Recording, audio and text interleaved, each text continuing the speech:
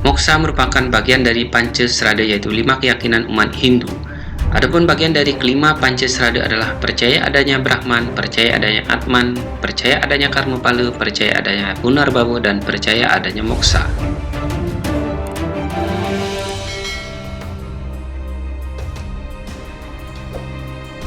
Moksa sendiri berasal dari bahasa Sanskerta, yaitu akar kata muk yang artinya membebaskan atau melepaskan. Berdasarkan pengertian di atas, dapat disimpulkan bahwa moksa adalah terbebasnya jiwa atau atman dari ikatan duniawi atau samsara, kelahiran kembali.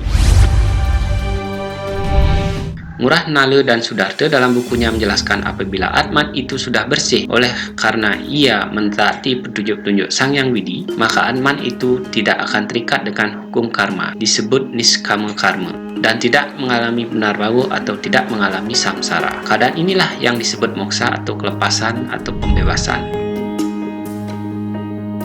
Moksa juga merupakan bagian dari catur purusa arta, yaitu 4 tujuan hidup umat Hindu. Adapun bagian-bagiannya adalah dharma, kebenaran arta, kesejahteraan kama, keinginan duniawi, dan moksa, kebebasan sejati. Moksa dapat disamakan dengan nirwana, nisriyasa, keparamartaan yang merupakan Brahman yang sangat gaib dan berada di luar pikiran manusia. Dengan demikian moksa dapat disamakan dengan nirguna Brahman. Alam moksa tidak dapat dijelaskan dengan kata-kata. Hanya orang yang mengalami yang bisa merasakan. Kata moksa juga dapat disebut sebagai mukti, yang berarti mencapai kebebasan jiwa atman atau kebahagiaan rohani selamanya. Moksa berarti terbebasnya atman atau jiwa dari ikatan duniawi atau maya sehingga menyatu dengan Brahman atau Tuhan. Orang-orang yang telah mencapai moksa, terbebas dari reinkarnasi, akan mengalami kebenaran, kesadaran, kebahagiaan atau satchit ananda. Semua orang dapat mencapai tingkatan ini asalkan mengikuti ajaran agama. Murdana dan Ngurah Dwaja dalam bukunya menjelaskan bahwa semua orang pada hakikatnya dapat mencapai moksa bila mengikuti petunjuk-petunjuk agama.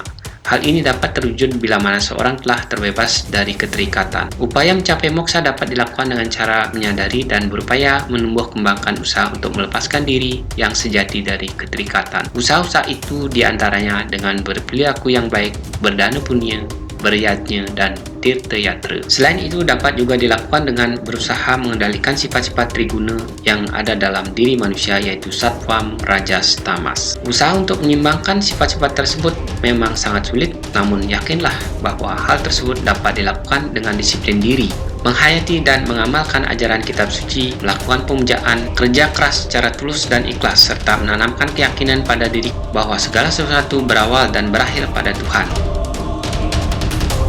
Orang mencapai moksa bila telah menyadari dirinya yang sejati. Moksa dapat dicapai di dunia maupun setelah hidup ini berakhir seperti disebutkan dalam Bhagavad Gita. Tetapi melalui jalan bakti yang tak tergoyahkan, aku dapat dilihat dari realitasnya dan juga memasukinya, wahai penakluk musuh Paramtapa. Tingkatan-tingkatan moksa. Berikut inilah tingkatan-tingkatan moksa dari berbagai sumber yang telah dihimpun. Menurut Sudirga dalam bukunya menjelaskan tingkatan-tingkatan moksa dapat dibedakan menjadi 3, yakni jiwa mukti, videha mukti, dan purna mukti. Adapun maksud dari ketiganya itu adalah sebagai berikut.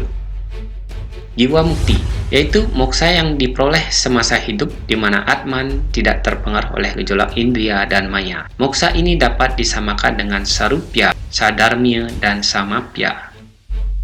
Videha mukti, yaitu moksa yang dicapai oleh manusia semasa hidupnya di mana atmanya telah meninggalkan badan wadaknya atau jasadnya, tetapi roh yang bersangkutan masih terkena pengaruh maya yang tipis. Moksa pada tingkatan ini, Atma dinyatakan disedarakan dengan Brahman, tetapi belum dapat menyatu dengannya. Hal ini diakibatkan masih adanya pengaruh maya. Moksa Videha Mukti dapat disejajarkan dengan Salokya. Purna Mukti, yaitu moksa yang paling sempurna, di mana Atman sudah bisa bersatu dengan Brahman. Moksa ini dapat diperoleh setelah meninggal. Istilah Purna Mukti sejajar dengan Sayujya. Kemudian Suparta dalam bukunya menjelaskan bahwa tingkatan moksa jika dilihat dari segi kebebasan yang dicapai Atman, maka moksa dibedakan menjadi 3, yaitu moksa, yaitu kelepasan yang masih meninggalkan badan bekas berupa jenazah atau badan kasar. Adi moksa, yaitu kelepasan dengan meninggalkan bekas berupa abu. Paramu Moksa, yaitu kelepasan tanpa meninggalkan bekas. Dalam Brahma Purana menyebutkan bahwa ada 3 tingkatan moksa, yaitu moksa dari keterikatan, ajnana atau kebodohan, keselamatan lepas dari raga samsaya, hancurnya keterikatan yang sangat mendalam atau amat melekat, tresnaksaya, hancurnya kehausan seperti sangat terikat dengan keduniawian. Ngudana dan Ngurah Dwaja dalam bukunya menjelaskan bahwa moksa dibagi menjadi 4. Adapun keempatnya adalah sebagai berikut. Samipya, yaitu moksa yang dapat dicapai seorang semasa hidupnya di dunia ini. Moksa seperti ini dapat dilakukan oleh para maharsi dan yogi dengan cara melakukan yoga samadhi sehingga terlepas dari unsur-unsur maya, sehingga beliau dapat mendengar wahyu Tuhan. Dalam posisi moksa seperti ini, Atman atau jiwa berada sangat dekat dengan Tuhan. Setelah beliau selesai melaksanakan samadhi, maka keadaan para maharsi dan yogi kembali seperti biasa, di mana pikiran, emosi, dan organ jasmaninya aktif kembali.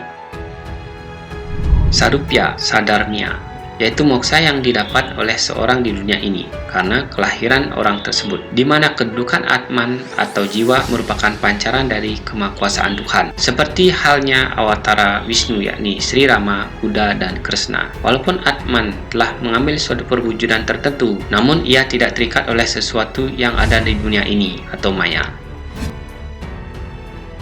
Salokya atau moksa yang dapat dicapai oleh Atman atau jiwa, di mana Atman itu sendiri telah berada dalam posisi atau kesadaran yang sama dengan Sang Yang Widiwasa atau Brahman.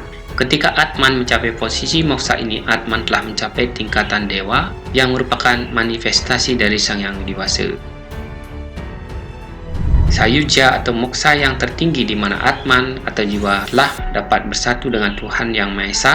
Dalam keadaan seperti inilah sebutan Brahman Atman Aikyam, yang artinya Atman dan Brahman sesungguhnya tunggal atau satu. Demikianlah tingkatan-tingkatan moksa dan pengertiannya serta keberadaan orang yang dapat mencapai moksa perlu diketahui sesungguhnya dan perlu diikuti dengan kesungguhan hati seperti yang dituliskan dalam Sara Samusjaya.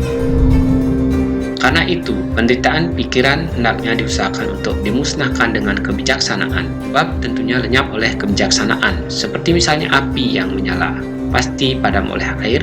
Jika telah musnah penderitaan pikiran, maka lenyaplah pula sakitnya badan. Nah, sekian video kali ini, semoga Samton Bali mendapat manfaatnya dan terhibur. Om Santi Santi Santi Om.